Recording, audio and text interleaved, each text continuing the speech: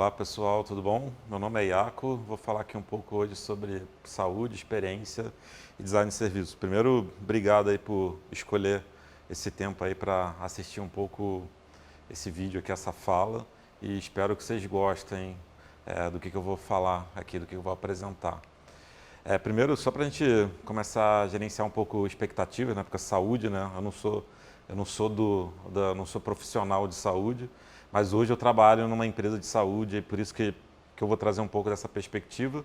E uma perspectiva que até que eu brinco, feita por um designer, que na verdade essa é a minha formação em si, como é que eu, quanto designer, eu estou vendo como é que a gente pode trabalhar dentro do universo de saúde, dentro do mercado de saúde, para a gente melhorar a experiência. E aí, primeiro conceito aqui, né, quando se fala experiência, eu gosto de falar que experiência ele tem três pilares, tá? Tem um pilar que é como é que você cria valor através dessa experiência. Tem outro pilar, como é que você captura esse valor, ou seja, como é que alguém sabe o que você criou em si. E tem um pilar que eu falo que ele é mais interno, que é na relação da geração de valor. E aí, quando os três se encontram aqui, é hora que a gente consegue criar experiência para as pessoas em si, que é o H aqui, né, o humano, né? Experiências humanas. De certa maneira, a gente pode falar aqui da parte, a gente pode chamar aqui toda a parte de CX, toda a parte de Brand Experience, toda a parte de Employee Experience. Então, aqui seria uma maneira de olhar o ser humano de forma holística, né? Isso tudo, né, é baseado em dados qualitativos ou quantitativos, né? Então, quanto mais eu conhecer essa pessoa como um todo, né, entendendo que ela tem um contexto, ela em si, ela quase que é um ecossistema como um todo, eu consigo ter um conhecimento mais profundo e consigo ter ele mais contextual para poder tomar decisões. E essas tomadas de decisões, elas acontecem baseadas em termos de tecnologia em si, e aí a gente consegue, de fato, entregar uma experiência que ela seja mais fluida, ou com algumas empresas, eu gosto de falar assim, eu consigo ter uma empresa que ela é um organismo mais vivo em si.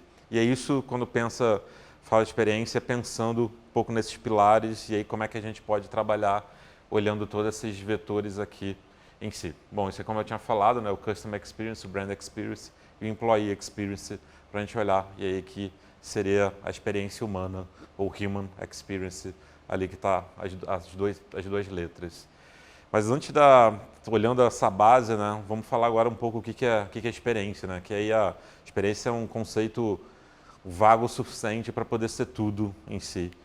E aí, experiência, o primeiro ponto, né, trazendo um ponto numérico, né, 64% dos consumidores, eles trocam de marcas e produtos buscando uma melhor experiência. Isso é uma pesquisa da Accenture de 2018 e a conclusão aqui, a hipótese que tem é que a gente vive num tempo que as propostas de valor elas estão se corroendo, elas estão se desmanchando em si. E aí eu, quanto consumidor, e aí vamos olhar consumidor, né, olhando aqueles três pilares ali em si, eu fico perguntando o tempo todo, sim, essa é a melhor experiência que eu posso ter ou eu posso buscar alguma outra em si? E a gente não está sozinho, a gente está 64% das pessoas em si. E aí o que passa na nossa cabeça em si quando a gente está procurando experiência? Tem essa conta aqui mais ou menos, assim, essa conta conceitual. Eu estou sempre buscando uma experiência de valor. E o que é essa experiência de valor? É quando a solução, a minha percepção em cima da solução, ela é maior do que o somatório da minha expectativa com a minha necessidade elevado ao meu contexto em si. E aí que casa, eu estava falando um pouco mais cedo da ideia do contextual, né? Ou seja, entender a fundo essa pessoa me ajuda a tomar decisões contextuais, não só entender o contexto dela, mas ajudar a tomar decisões conceituais em si de como é que eu entrego essa experiência em si, pensando na ideia do criar valor, do capturar valor e do gerar valor. Sei que não ficou muito claro, e aí eu vou tentar tangibilizar aqui agora um pouco com alguns exemplos e aqui alguns conceitos mais. Experiência é quando, por exemplo, se é um banco brasileiro, que ele atua para redesenhar ali toda a experiência ali de venda de financiamento para carro e ele consegue ali em poucos meses, 6, 8 meses, ele sair de quarto lugar para uma posição de liderança em si. Ali não foi redesenhar o processo, mas olhando em cima como é que era todo o processo de compra, foi sim repensado como é que era o melhor processo em si, como é que poderia se entregar essa experiência em si. E aí ela consegue ter um faturamento maior, ele consegue ter uma receita em si. Mas aí isso tudo ele é solto se a gente não se perguntar o tempo todo, mas qual experiência eu deveria ter, qual experiência eu deveria estar entregando ali em si. E aí a gente, quando olha a experiência, independente daqueles 3 pilares, é bom olhar nesses 3 níveis também, né? Tem um nível que está relacionado ao seu uso, ou seja, como é que de fato eu possibilito, e aí pegando o último exemplo, né? Como é que de fato eu faço um produto ou serviço que ele é inclusivo a todo mundo e não exclui alguém relacionado ou porque ele não é acessível ou porque ele é difícil de compreender, para ele me ajudar a conseguir trabalhar sim a minha necessidade, né? Então, eu tenho um job to be done, ou seja, eu tenho algum objetivo a ser cumprido em cima. Então, por exemplo, ali eu gostaria de comprar um carro e aí o financiamento é só uma maneira que vai me possibilitar comprar esse carro ali ou não, e até chegar num ambiente que a gente fala assim de prazer, que é um pouco da indulgência em si, porque não será agradável. Isso aí, quando a gente olha essa pirâmide, a pergunta que a gente tem que fazer o tempo todo: será que eu tenho que entregar um pouquinho de cada? Será que eu tenho que focar em um desses ali? Como é que trabalha um pouco para a gente poder focar na experiência? Instintivamente você vai buscar, porque eu não entrego um pouquinho de cada? Essa pode ser uma solução, mas ela pode ser uma solução arriscada também. E aqui um exemplo de 2 marcas, aqui quando a gente está falando de aviação no Brasil. A Latam, por exemplo, ela sempre foi conhecida durante muito tempo como uma boa entrega de experiência em si. Então tinha a história lá do tapete vermelho, tinha a história ali da balinha, do jornal, quando você chegava para pegar um voo. E quando teve um movimento das outras empresas aéreas, como o Gol, por exemplo, para trabalhar num low cost, ela tentou se posicionar ali, onde que eu vou? Será que eu fico mais perto? Será que eu começo a trabalhar promoção ali como um todo? E ela começou a perder um pouco do foco do que trazia o diferencial dela em si. E aí, passado alguns anos depois, uma outra empresa que ela entra ali no mercado de low cost também, e ela pensa ali, tipo, como é que eu posso criar algum diferencial? Tem uma malha mais restrita, malha aérea mais restrita, e ela começa a focar ali como é que eu crio e entrego o mínimo de experiência, uma experiência boa. Ela não precisa ser requintada, mas ela é muito bem feita ali e ela consegue ter um posicionamento mais claro hoje do que, por exemplo, uma Latam em si. Que é um pouco da brincadeira daqui, de falar um pouco da ideia, né? Às vezes a gente busca experiências premium, a gente quer experiências extraordinárias. E o risco que a gente tem é quando a gente perde esse foco da gente ficar numa experiência que ela é medíocre, premium, em vez de eu ter uma experiência que é ordinária, mas extraordinária em si. Ela não precisa ser requintada nesse sentido. E é um outro exemplo, quando a gente fala relacionados a companhias aéreas, tem a Ryanair e a EasyJet também, que é na Europa, né? Então a Ryanair, as duas são low cost, e as duas tomaram decisões diferentes como trabalhar a experiência ali do passageiro. Aqui eu tenho uma relação bem mais transacional com o passageiro e bem mais complicada. Quem já viajou de Ryanair vai saber do que eu estou falando, né? Ela é complicada em si, as pessoas só viajam porque é muito, muito, muito barato, mas eu tenho uma EasyJet que também me fornece uma passagem muito mais barata, mas tem uma experiência boa em si. Tanto é que hoje, pessoas que viajam Ryanair, eles pedem: por que você não me entrega uma experiência pelo menos igual da EasyJet em si? Ou seja, essa percepção que tem uma boa experiência, ela é vista pelo consumidor, que aí vem um pouco de um outro conceito, que é um conceito da Accenture e da Fjord, que fala um pouco das expectativas líquidas, que tem tudo a ver com a experiência em si. Então, no primeiro momento, quando a gente olha, quem é o meu competidor? E aí, olhando um pouco aqui esse exercício totalmente alto nível, né, sobre as companhias aéreas ali, uma visão externa de como é que elas estão funcionando. Então eu olho, quem é que me oferece esse mesmo tipo de produto em si, né? Então eu tenho uma venda de produto, passagem versus passagem, por exemplo, ali. Tem uma hora que eu compito pela experiência. E eu pergunto assim, mas quem vende uma boa experiência? E aí é um pouco ali do exemplo, quando a gente está falando ali do extraordinário, ordinário, do primo medíocre, como é que eu trabalho ali, porque eu começo a competir não só em cima de produto, mas pela experiência em si. E até que a gente chega numa hora que tem percepções que mudam a expectativa da experiência. E esse é um pouco do raciocínio que a gente tem começado a fazer aí na empresa de saúde, que eu estou trabalhando no momento.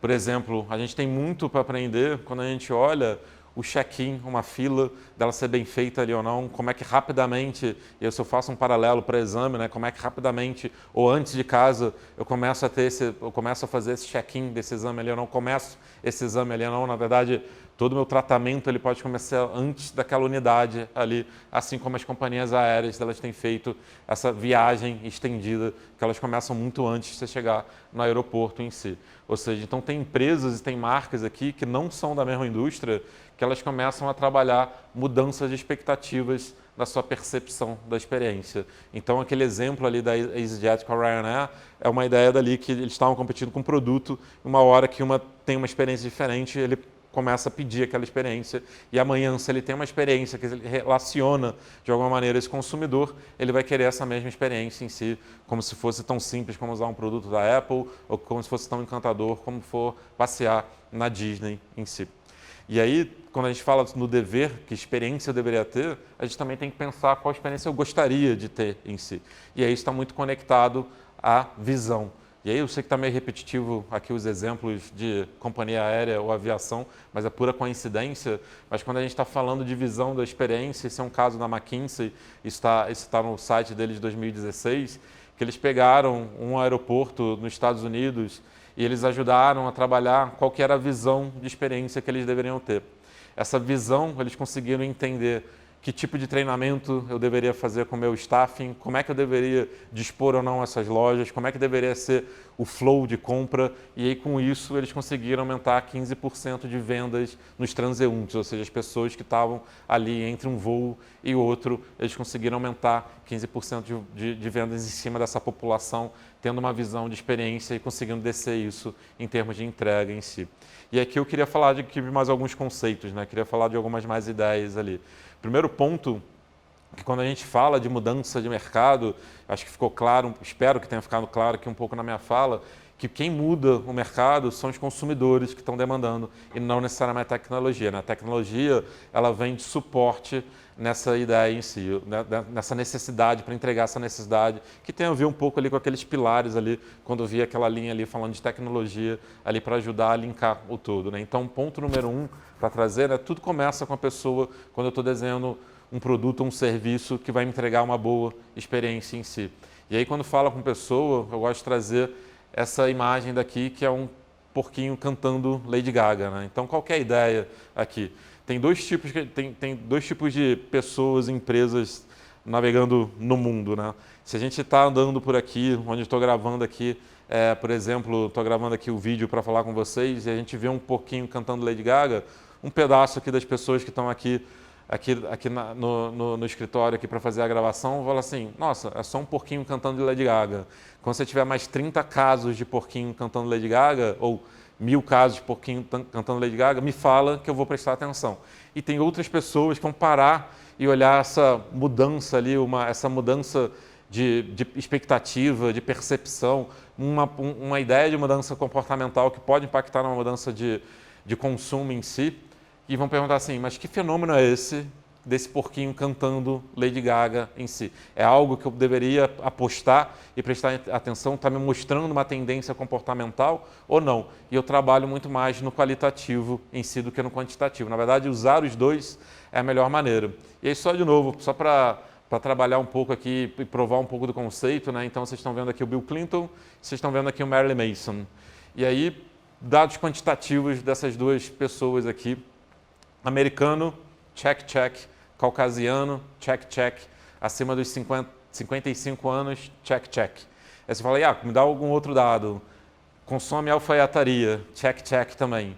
E aí o último dado, mídia social envolvido em escândalos, check, check também. Ou seja, dados que eu tenho em cima de comportamento, em cima de uso, em cima de compra, pode mostrar algumas questões comportamentais, mais algumas pistas aqui que eu consigo olhar no qualitativo, talvez me falem que eles vão ter gostos diferentes em cima da alfaiataria, eles vão ter gostos diferentes em cima do que eles vão trabalhar, por exemplo, cosméticos ali ou não, corte de cabelo, ou seja, algo me diz aqui em cima dessa foto que tem algumas nuances no comportamento que a gente deveria conseguir fazer. Então, quando fala de olhar o humano, olhar o small data ou big data, ou seja, olhar o quant e o quali, é importante para a gente começar a entender de fato quem é esse ser humano em si. E aí quando a gente olha um pouco na saúde, tá? A saúde hoje, ela está passando um pouco nessa tensão que eu gosto de chamar daqui, que é o seguinte, tá? Chegava há um tempo atrás, a gente tinha um volume de dados, tá? Que eles cresceram aqui, então você vê que está em plural nesse sentido, porque cresceu esse volume de dados, ou seja, meu conhecimento sobre a saúde quanto população aumentou, isso ao longo do tempo, tá? Um tempo de ontem e um tempo do amanhã em si. E eu, quanto consumidor, né, o meu controle, o meu empoderamento relacionado ao meu conhecimento de saúde, à medida que eu fui crescendo, o conhecimento da população foi conhecendo sobre saúde. Então a gente vê aqui, tipo, anos 90, a gente tem a vacina da hepatite, a gente tem transplantes, etc., como tudo ali. Eu, quanto paciente, eu vou me desconectando porque eu não consigo, de certa maneira, acompanhar esse nível de complexidade em si que está acontecendo na saúde, esse nível de desenvolvimento. Até que a gente passa aqui pelo momento que eu chamo de momento MF, ou momento Fitbit, né?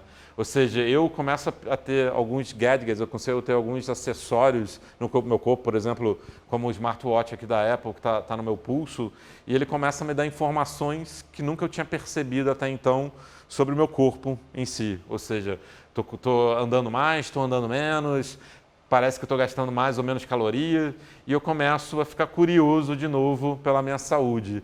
E aí, óbvio que a gente está falando aqui de algumas pessoas populacionais. Tá? Isso a gente tem vários estudos, tem alguns perfis diferentes, tem alguns que eles sempre foram interessados nesse sentido ali, mas a gente está falando um acesso a outras pessoas terem esse desejo em si. Só quando elas acordam e vem essa necessidade, a gente percebe aqui que tem um nível de complexidade grande que eu gosto de ilustrar como a crise do Danoninho, né? Então, qual que é a ideia em si? Nos anos 80, tenho 44 anos, então assistia lá a propaganda, né, que o Danoninho vale por um bifinho, e aí chega um dia, a gente vai no Fantástico e a gente recebe a informação que o Danoninho, na verdade, não vale por um bifinho, na verdade, ele é um demoninho. E eu, quanto paciente, eu fico nesse ping-pong daqui, mudando de ideia o tempo todo.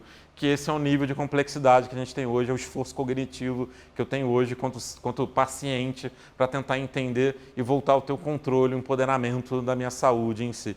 Então hoje, eu terceirizo muito desse conhecimento dessa minha saúde em si, e uma das missões que a gente está tendo hoje é voltar a te dar esse controle de novo, voltar a ter essa possibilidade de olhar a sua saúde em si. E olhando a experiência de uma maneira holística, tá? A experiência não só pelo digital, mas ela também pelo físico, pelo serviço, por isso que o serviço ele encaixa em si. Então, um outro ponto que eu queria trazer aqui, que garantir essa experiência multicanal e pontual, ou seja, entre o fluxo entre cada canal e também o melhor desenho de cada canal, ela é importante para a gente entregar a experiência em si, que é o que a gente tem visto algumas empresas de varejo fazendo, como a Amazon, que ela tem trabalhado aí o digital e vários outros pontos de contato, ou como o próprio Arremas, que é do Alibaba na China também, que é um exemplo nesse sentido dali, de como é que eu consigo trabalhar não só o last mile de entrega daqui, mas eu consigo ter, eu quanto cliente, eu consigo ser o mesmo cliente em diferentes pontos de canais, independente da tecnologia que está me entregando, tá? Então, por isso que a ideia da tecnologia, né? Eu posso ter tecnologias de e-commerce, eu posso ter tecnologias aqui que são de concreto, e aqui eu tenho aqui uma venda dentro da prateleira ali como um todo, ou seja, são diferentes tecnologias que estão suportando e facilitando eu conseguir comprar um produto ali ou não. E outro ponto, né, principalmente que a gente falava muito ali do gerar valor, que tem muito olhar para dentro de casa, a gente precisa empoderar todo mundo que é de uma organização a ele ser o guardião da experiência, né? Porque a experiência ela vai acontecer à medida que eu vou entrar em cada um dos pontos, vou entrar em contato com cada ponto de interação que a empresa tem, por exemplo, uma loja física ou uma loja virtual, como estava mostrando ali da Amazon. Esse aqui é um caso da Starbucks em Tóquio, tá? Que acontecia, um vendedor, ele percebeu que tinha um cliente que ele ia lá e sempre pedia o mesmo café. Sempre pediu o mesmo café. E ele achou assim, esse cliente adora esse café. Até que um dia, por isso que falar assim, o olhar humano é tão importante, ele resolveu prestar atenção quem era aquele cliente.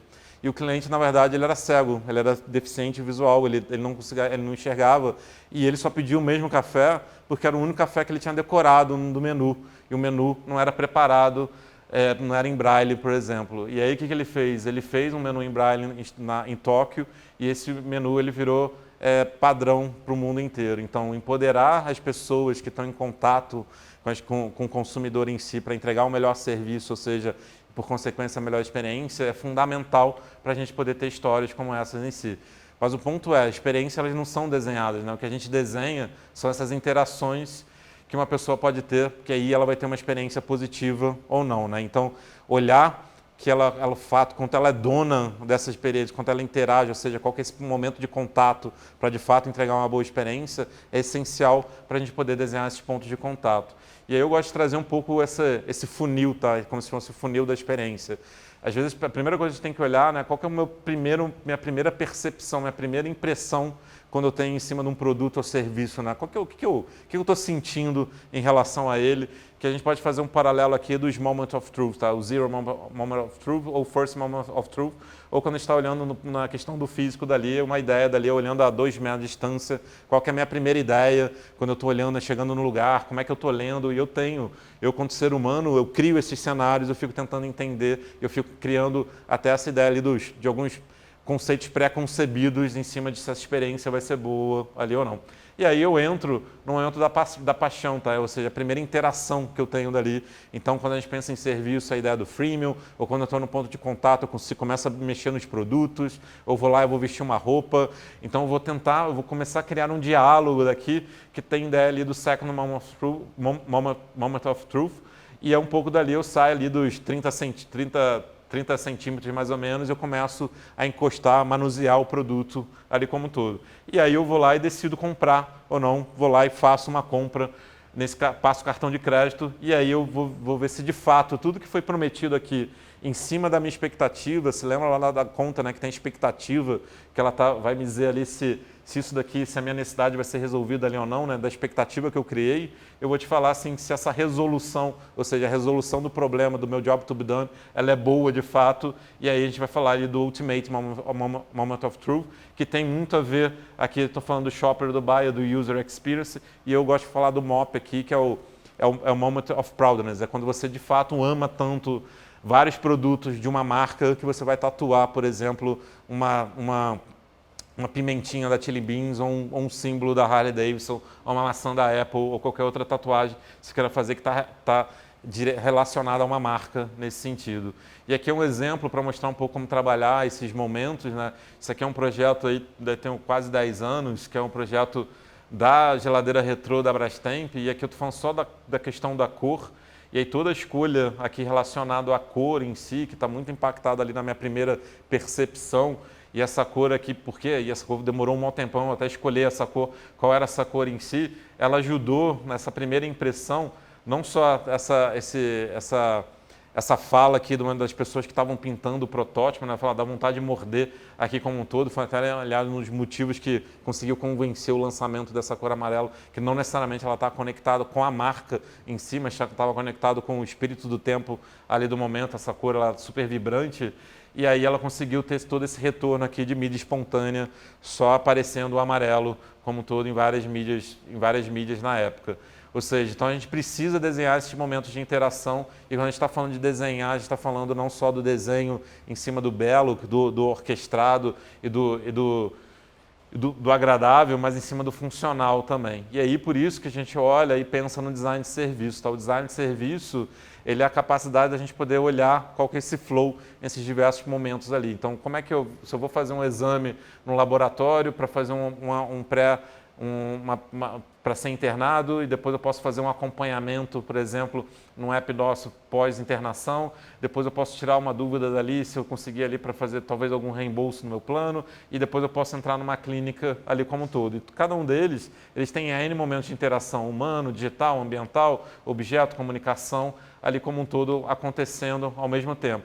Que é um pouquinho, se vocês olharem, botarem no Google design de serviço, vocês sempre vão ver essa analogia aí do iceberg, né? Ou seja, toma um pouco do front stage, né, do palco em si, e tem toda a parte ali do backstage também, né? Então, como é que eu posso redesenhar meu sistema de call center, meus processos internos, regras de negócio, logística, rever a tecnologia como um todo dali. Ou seja, na parte de design de serviço, a gente está olhando como é que as pessoas vão perceber que tem a ver com os momentos, como é que elas vão interagir e como é que as coisas de fato vão acontecer, vão trabalhar em si, vão funcionar. Então, um layer sensorial, um layer de resposta e feedback e um layer estrutural. E aqui é um exemplo um pouco da Apple, que mostra aqui um pouco como é que ela constrói toda a marca dela em cima de entrega de serviço, em cima da experiência, né? Então isso começa desde o ponto de contato ali, que pode ser pelo aplicativo, pelo e-commerce dali, e aí tem essa ideia dali que você é o herói, né? Então assim, você é o herói, então toda a minha comunicação, toda a minha fala é como é que meus produtos quanto Apple vão te ajudar a chegar e fazer alguma coisa.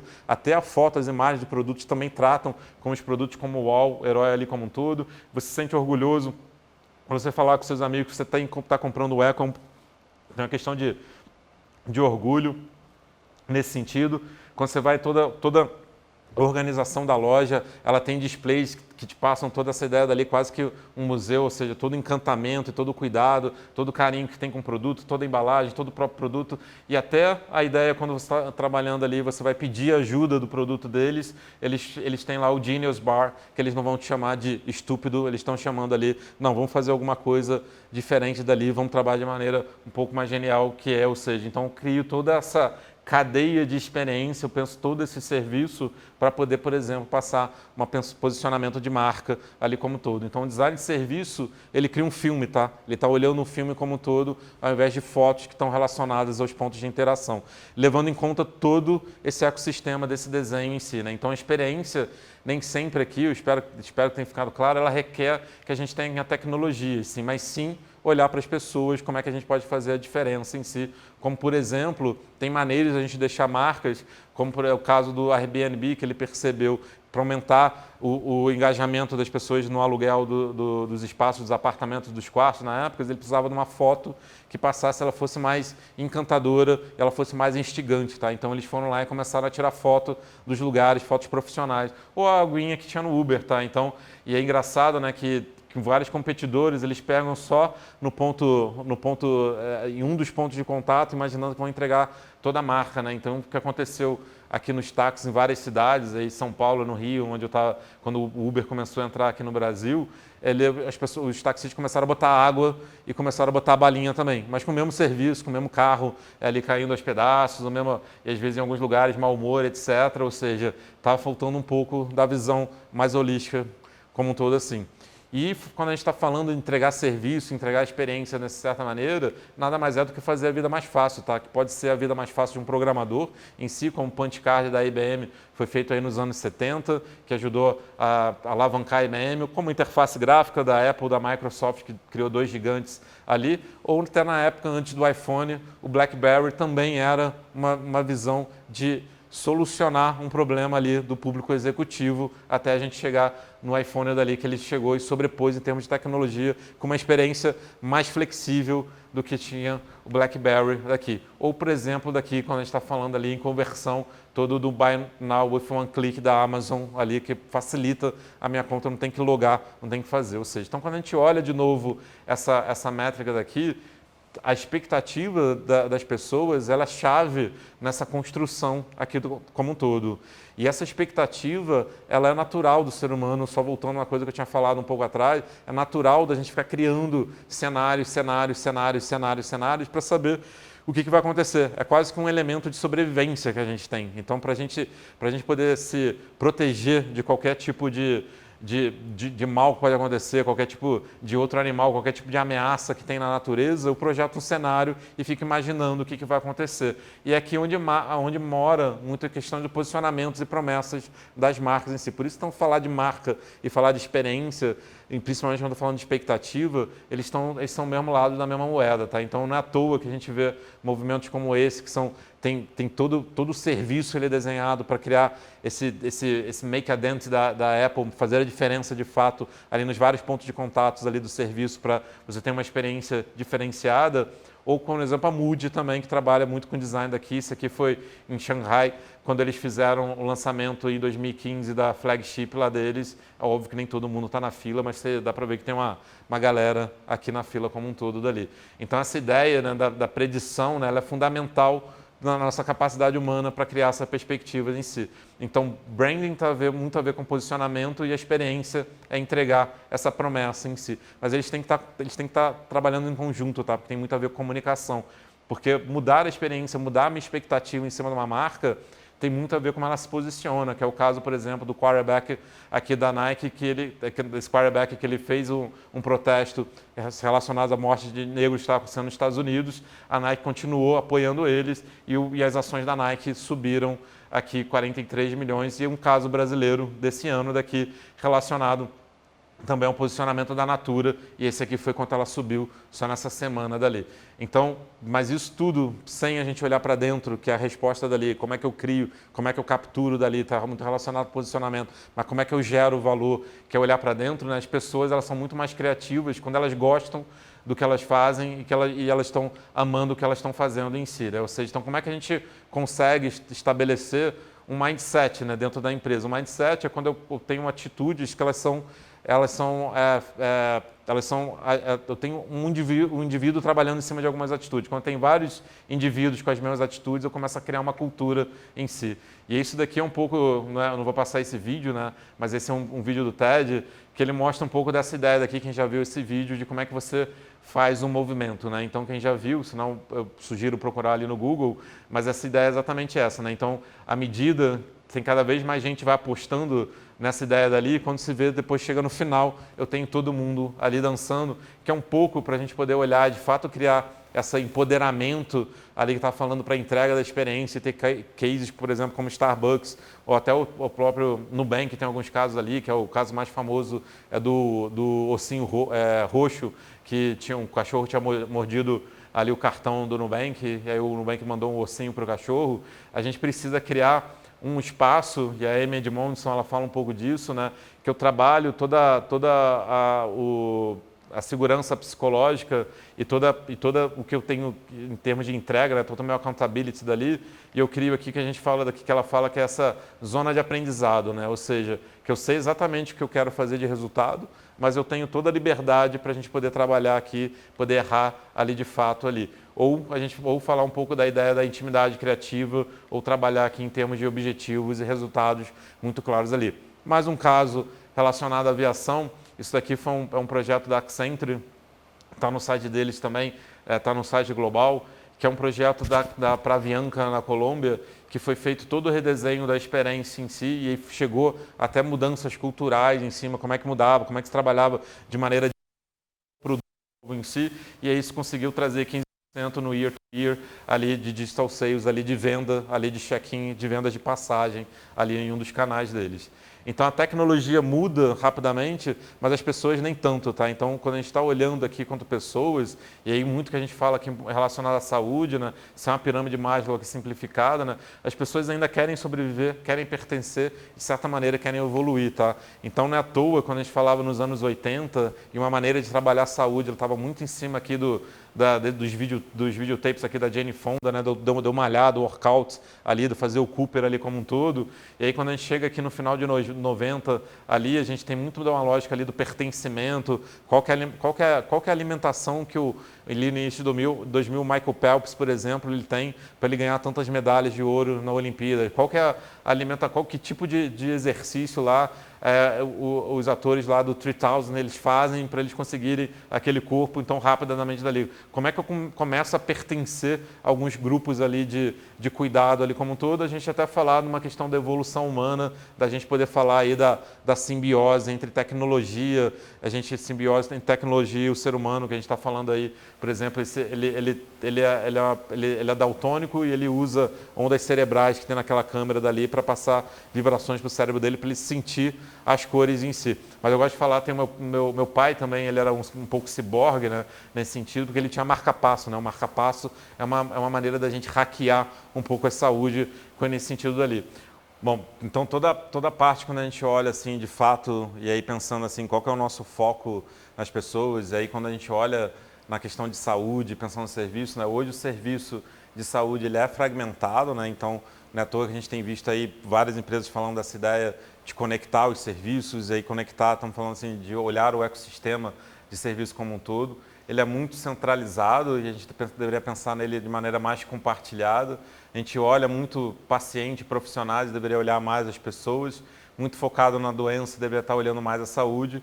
e muito no remédio e pouco na prevenção. Então, esse é um pouco de visões que se tem muito na discussão quando se fala do sistema de saúde, né? Ou seja, como é que eu consigo ter um sistema de saúde ali mais holístico, e não estamos falando do sistema, estamos falando do serviço, da minha entrega de produtos e serviços para o sistema de saúde ali como um todo, e algumas coisas que a gente tem feito, tá? Então, a gente tem, assim, por exemplo, a gente tem serviços aqui como o app do Lívia, que é o Lívia Saúde, que ele consegue te trazer toda uma visão mais holística dos teus exames. Então, aquela ideia do empoderamento, quando você vai chegar numa consulta e conversar com o seu médico, você se sente menos idiota, porque você tem ali toda essa informação ali na mão, por exemplo. Então, são algumas ações que a gente tem feito para poder olhar de maneira mais ampla e a gente poder, de fato, começar pontos de contato, essa experiência diferenciada em si. Parece tudo meio difícil, né, quando você está falando aqui. Eu acho que eu falei um monte de coisa e eu falo rápido, acho que perceberam aí na fala. E aí, mas tem maneiras simples também da gente começar a entregar a inteligência, e nem sempre precisa ter uma tecnologia ali, por exemplo, como mostrei um app, tá?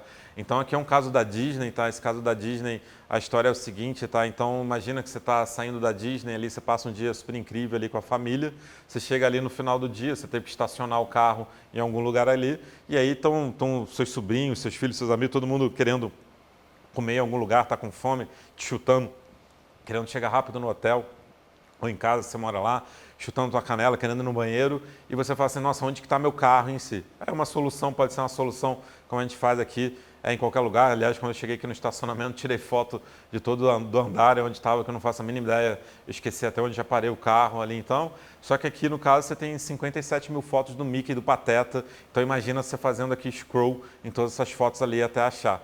E aí o que aconteceu? Um dos funcionários da Disney teve uma ideia de usar alta tecnologia, que é a folha de papel, uma prancheta, um relógio e um lápis, e ele resolveu colocar as filas do carro em ordem de horas, tá? Então, começou às 7h15, preencheu, agora começou às 7h40, preencheu, começou às 8h30, preencheu, e aí ele sabia qual fila, qual horário de cada um deles. E aí a mesma ideia dali, você está saindo do parque lá de noite, cansado e tudo mais, você não tem ideia onde está teu carro, e aí a pessoa pergunta assim, mas senhor, senhora, onde que está seu carro? Você pode falar, que hora você chegou mais ou menos?